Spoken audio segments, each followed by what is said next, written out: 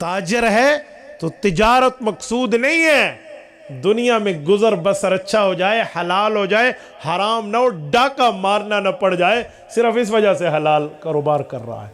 ورنہ وہ تاجر صرف تاجر نہیں ہے، just for business mean not for Muslim, یوں نہیں ہے کہ وہ صرف بزنس مین ہے، جی نہیں. اسی طرح کوئی جاب کر رہا ہے، کسی نوکری کسی دفتر میں افسر بن کے بیٹھ گیا ہے، تو اسی لیے نہیں ہے کہ 4 بندے نوکر و چاکر کی حیثیت سے یس سر مجھے کہیں، بلکہ بھائی میرا گزر بسر حلال میں ہو، مجھے حرام میں کسی سے چوری نہ کرنی پڑے. تو مقصود کیا ہے؟ مقصود اللہ کی بات ہے، رسول اللہ کی بات ہے، مقصد یہ ہے. ورنہ مجھے ایمان سے بتاؤ، یہ جو آج کل ایک نیریٹو چلتا ہے کہ جس گھر میں بھینس ہو، کیوں رکھتے ہو بھینس، باہر سے دودھ ملتا ہے، یہ زناکاری کی دعوت ہے. بات تو ان کی بظاہر ٹھیک ہے کہ زناکاری میں کہ بندہ اپنی سیکچول پاور ڈیزالو کر لیتا ہے، پھر نکاح کیوں کرتے ہو؟ بھئی ہم نکاح اس لیے کرتے ہیں تاکہ حلال نسل بڑھے، حرام نہ بڑھے.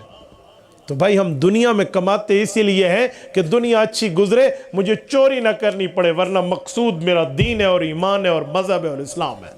مقصود تجارت نہیں ہے، تجارت ضرورت ہے. دنیا میں 4 پیسے کمانا یہ ضرورت ہے، اور ضرورت اور مقصد میں بڑا فرق ہوتا ہے. ضرورت جیسے کیسے تیسے گزر گئی سو گزر گئی، اور مقصد یہ نہیں ہے. میں مثال دے رہا ہوں، یہاں بیٹھ گیا ہوں نا بیان میں، گفتگو میں، سامنے میری میز ضرورت ہے، اس کا یہ معنی تھوڑا ہے 24 گھنٹے میں اس کو اپنے ساتھ رکھ کے پھروں گا. تو بھائی یہ کمانا، یہ دنیا میں جانا، یہ مال بنانا، یہ تجارت کرنا، یہ دنیا کے معاملات کی اٹھک بیٹھک، یہ ضرورت ہے.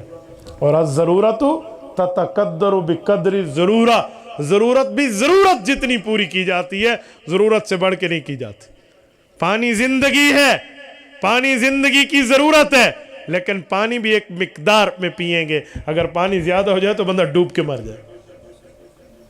چینی، گھی، آٹا، دالیں، سبزیاں، گوشت، خوراک ہماری ضرورتیں ہیں، لیکن ایک حد تک. ایک بندہ 3 روٹیاں کھا سکتا ہے، آپ اسے 50 کھلوا دیں، بچے گا؟ تو بھئی ضرورت سے بڑھ گئی نا. تو بھئی آپ بھی دنیا کو ضرورت بناؤ اور دین کو مقصد بناؤ نا. ہم دنیا کو ضرورت، آج دنیا میں اتنا مگن ہو گیا ہے انسان، اسے کہا جی اللہ کے لیے بات سننے آ جا، جواب میں کیا کہتے ہیں؟ آپ کو پتہ نہیں میں تو کاروبار میں مصروف ہوں. اور اسے کو کہہ دے بھئی ایک پارٹ ٹائم جاب کرنی ہے، ایک اور دکان کا بوجھ تو اٹھا لے، بڑا منافع بخش تجارت ہے، بڑا اچھا کاروبار ہے. کہے گا ٹھیک ہے یار میں کوئی ٹائم وائم نکال لوں گا.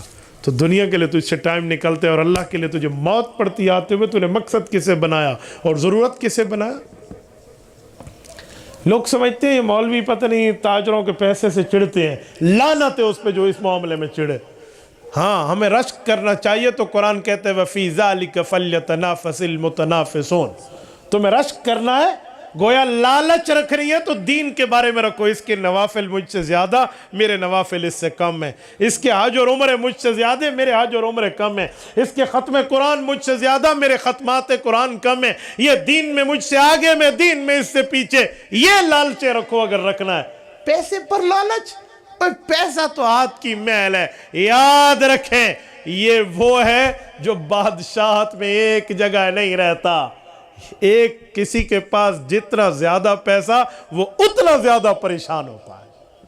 آپ مجھے بتاؤ، ایک بندے کے پاس 1,00,000 روپے ہو اور ایک کے پاس 1 روپے ہو، اور دونوں جنگل میں رات گزاریں، نیند پرسکون کسے آئے گی؟ 1 روپے والے. 1,00,000 والا تو اس کی حفاظت کے ہوتی جاگدہ راونا بھی ایک کھول کے سامنے، بابا کوئی چور نہ آ جاوے، میں انہوں بچا لینے اپنے مال نو. ترتیب ہے نا. اسے پرسکون نیند نہیں آئے گی. پرسکون نیند کسے آئے گی؟ جس کے پاس مال کم ہے. تو بھئی آخرت میں بھی حساب لگا لیں، جس کے پاس زیادہ مال ہے، جس کے پاس کم مال ہے، فیصلہ کر لیں.